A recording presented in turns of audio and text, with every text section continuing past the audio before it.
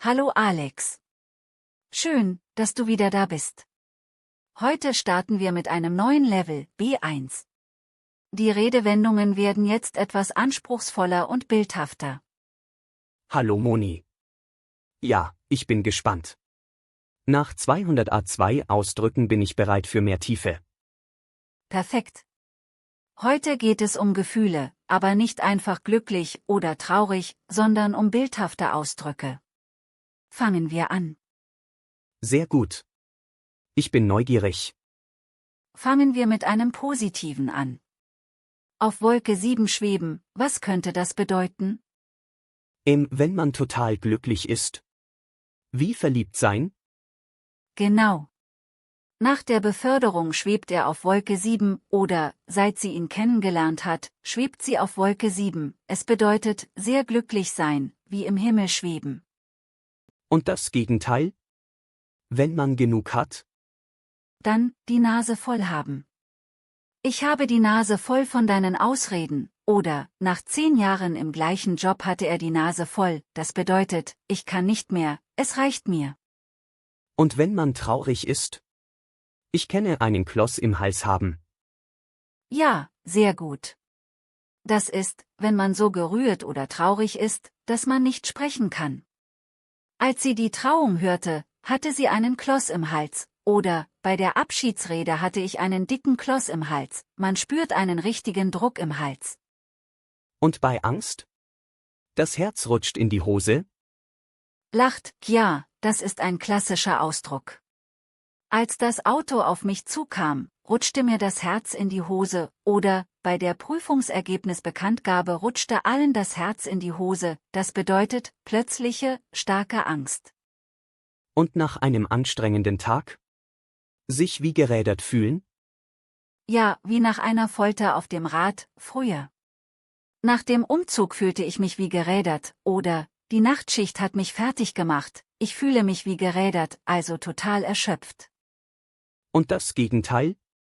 Sich wie neugeboren fühlen? Ja, nach Erholung total frisch. Nach dem Wellnesswochenende fühle ich mich wie neugeboren, oder, ein erfrischender Schlaf und ich fühle mich wie neugeboren, wie ein Baby, ganz neu und frisch. Und wenn man richtig wütend ist? Sich schwarz ärgern? Ja, so sehr ärgern, dass man fast schwarz sieht.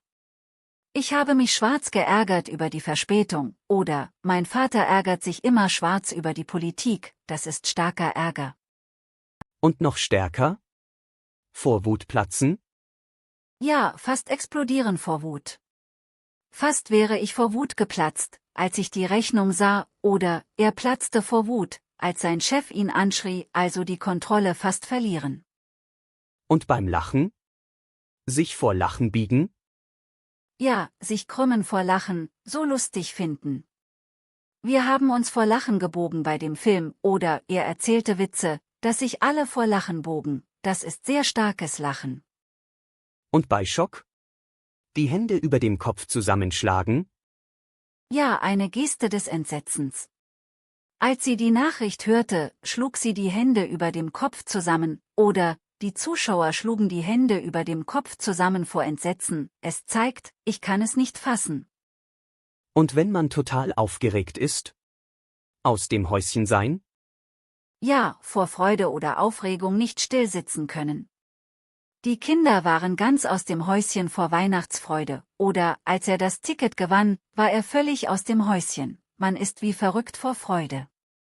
Und wenn man Angst bekommt vor einer Entscheidung? Kalte Füße bekommen? Genau. Kurz vor der Hochzeit bekam der Bräutigam kalte Füße, oder, wenn es ernst wird, bekommt er immer kalte Füße, also plötzlich unsicher werden. Und wieder dieser Kloß? Es gibt auch einen Knoten im Hals haben? Ja, das ist ähnlich wie Kloß. Bei der Trauerfeier hatte sie einen Knoten im Hals, oder, als ich ihn das erste Mal sagen hörte, bekam ich einen Knoten im Hals, auch ein Gefühl der Rührung. Und bei großer Freude? Sich freuen wie ein Schneekönig? Lacht, ja, der Schneekönig ist ein Vogel, der im Winter singt. Die Kinder freuten sich wie ein Schneekönig über den Schnee oder er freute sich wie ein Schneekönig über das Geschenk, also sich riesig freuen. Und jetzt was ganz anderes, blau sein? Das ist doch betrunken, oder? Ja, genau. Umgangssprachlich für betrunken. Gestern Abend war er total blau, oder nach 3 Bier ist er immer blau, kommt vielleicht vom Blau der Nase? Lacht. Und wenn man sich unwohl fühlt? Sich nicht wohl in seiner Haut fühlen? Ja, sich in seiner eigenen Haut nicht wohl fühlen. Seit dem Umzug fühle ich mich nicht wohl in meiner Haut, oder in dieser Gruppe fühlt sie sich nicht wohl in ihrer Haut, also ein allgemeines Unwohlsein. Und aufgeregt wie ein Flummi? Was ist ein Flummi? Ein Flummi ist ein kleiner Ball, der hüpft und springt. Aufgeregt sein wie ein Flummi, also total hibbelig, immer in Bewegung. Vor dem Konzert war sie aufgeregt wie ein Flummi, oder die Kinder sind heute wie Flummis vor Aufregung, sehr bildhaft. Und wenn man sich total wohl fühlt? Sich wie ein Fisch im Wasser fühlen? Ja, sowohl wie ein Fisch in seinem Element. In ihrem neuen Job fühlt sie sich wie ein Fisch im Wasser, oder er ist ein geborener Redner, auf der Bühne fühlt er sich wie ein Fisch im Wasser, also perfekt angepasst. Und wenn man traurig ist? Die Ohren hängen lassen? Ja, wie ein Hund, der traurig ist und die Ohren hängen lässt. Nach der Niederlage ließ er die Ohren hängen, oder, du darfst jetzt nicht die Ohren hängen lassen, es geht weiter, also den Mut verlieren. Und gute und schlechte Tage?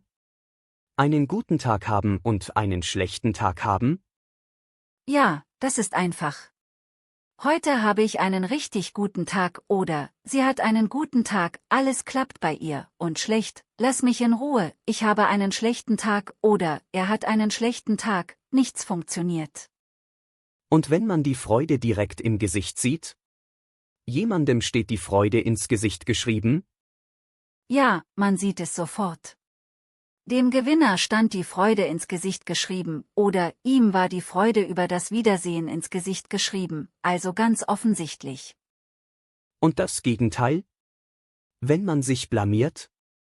Das Gesicht verlieren?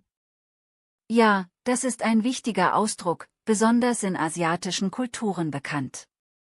Er wollte vor seinen Kollegen nicht das Gesicht verlieren, oder in dieser Kultur ist es wichtig, nicht das Gesicht zu verlieren, also Respekt und Würde verlieren. Und wenn man sich lächerlich macht? Sich zum Affen machen? Ja, wie ein Affe im Zoo, alle lachen über einen. Mit diesem Outfit machst du dich doch zum Affen, oder er hat sich in der Besprechung total zum Affen gemacht, also sich blamieren. Und wenn man sich immer mehr in Wut redet? Sich in Rage reden? Ja, immer wütender werden beim Reden. Der Redner redete sich richtig in Rage, oder, hör auf, dich immer weiter in Rage zu reden, das passiert oft bei Diskussionen. Und wenn man wütend ist? Einen dicken Hals haben? Ja, vor Wut schwillt der Hals, bildlich. Wegen der Verspätung hatte ich einen dicken Hals, oder, mein Chef hat heute einen dicken Hals, sei vorsichtig, also sehr wütend sein.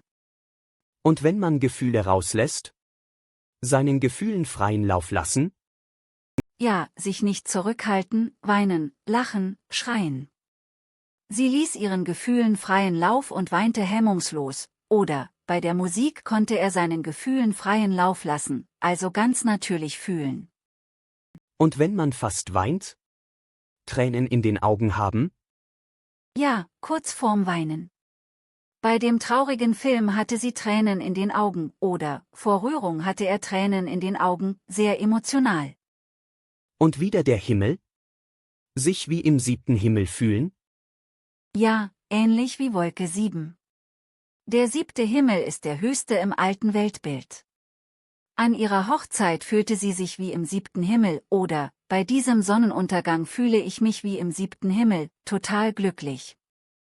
Und wenn man die Kontrolle verliert? Die Fassung verlieren? Ja, nicht mehr ruhig bleiben können. Bei dieser Frechheit verlor sie kurz die Fassung, oder er verlor die Fassung und schrie ihn an, das passiert, wenn es zu viel wird. Und das Gegenteil? Sich zusammenreißen?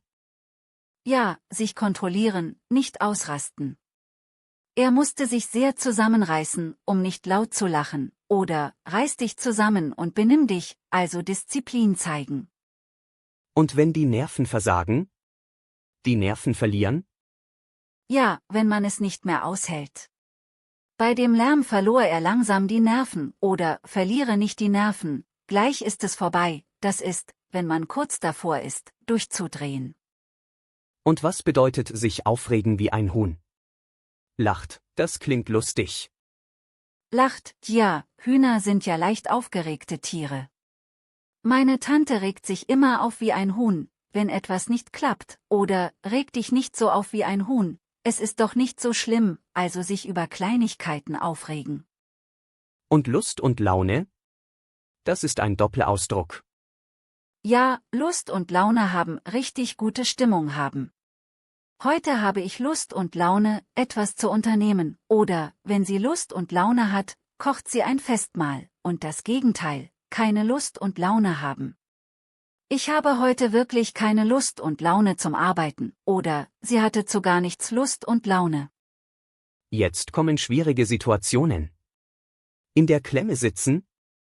Ja, in einer schwierigen Lage sein, keinen Ausweg sehen. Jetzt sitze ich ganz schön in der Klemme, oder, wenn die Bank den Kredit nicht verlängert, sitzen wir in der Klemme, die Klemme ist wie eine Zange. Und den Kopf verlieren? Ja, nicht klar denken können in einer Krise. Auch in schwierigen Situationen darfst du nicht den Kopf verlieren, oder, als das Feuer ausbrach, verlor er den Kopf und wusste nicht, was tun, also Panik bekommen. Und wenn man nervös wird? Ins Schwitzen kommen? Ja, körperliche Reaktion auf Stress. Bei der schwierigen Frage kam der Kandidat ins Schwitzen, oder, bei dem Gedanken an die Prüfung komme ich schon ins Schwitzen, also nervös werden. Und wenn man etwas nicht versteht? Auf dem Schlauch stehen?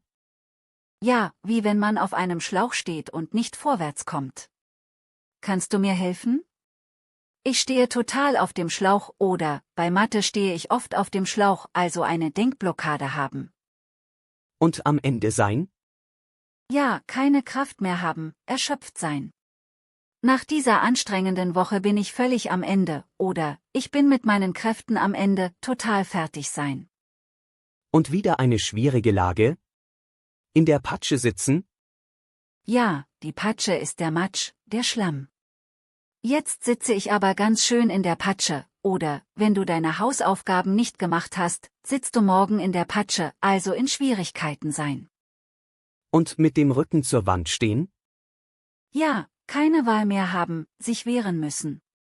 In den Verhandlungen stand er mit dem Rücken zur Wand, oder, mit diesen Schulden stehen wir mit dem Rücken zur Wand, also in einer Verteidigungsposition. Und was bedeutet zwischen Baum und Borke stecken? Das ist ein Bild aus der Natur. Zwischen dem Baum und seiner Rinde ist kein Platz. Man ist zwischen zwei Fronten. Bei diesem Konflikt stecke ich zwischen Baum und Borke, oder, ich stecke zwischen den Interessen meiner beiden Freunde, also in einem Dilemma. Und wenn jemand einen verlässt in schwieriger Zeit? Im Stich lassen? Ja, jemanden allein lassen, nicht helfen. Er hat mich in der schwierigsten Situation im Stich gelassen, oder, du kannst dich auf mich verlassen, ich lasse dich nicht im Stich, das ist ein starkes Wort. Und in Teufelsküche kommen? Das klingt dramatisch.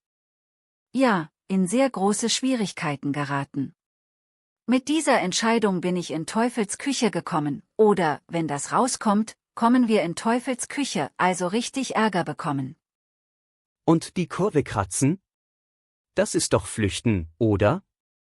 Ja, sich schnell entfernen, verschwinden.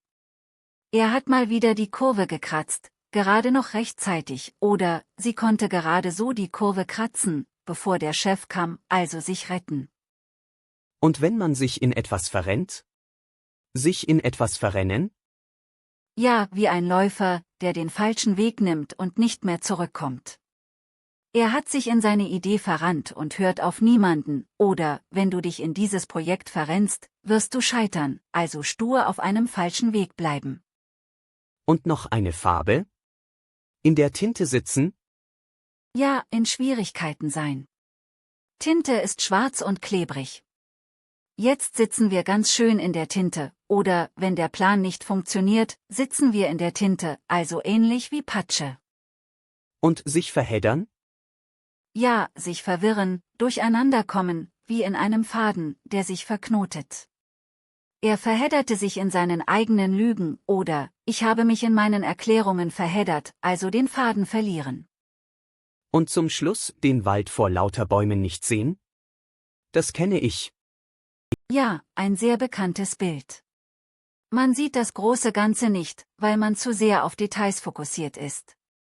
Sie sieht den Wald vor lauter Bäumen nicht, oder, wir müssen das große Ganze sehen, nicht den Wald vor lauter Bäumen nicht sehen, also den Überblick verlieren. Puh, 50 Stück, aber ganz schön viele Bilder. Ja, B1 bedeutet, dass die Sprache bildhafter wird. Das ist ein großer Schritt. Was nehme ich mit? Die Gefühlsausdrücke sind super. Auf Wolke 7 schweben, die Nase voll haben, einen Kloß im Hals haben, das macht dein Deutsch lebendiger. Und die schwierigen Situationen? In der Klemme sitzen, den Kopf verlieren? Ja, die braucht man vielleicht nicht jeden Tag, aber wenn man sie hört, versteht man sie jetzt. Danke, Moni. Das war anstrengend, aber gut. Gern geschehen. Und jetzt, ich bin auch am Ende. Lacht, aber positiv. Ja, bis zum nächsten Mal. Bis bald, Alex. Und übe die Bilder.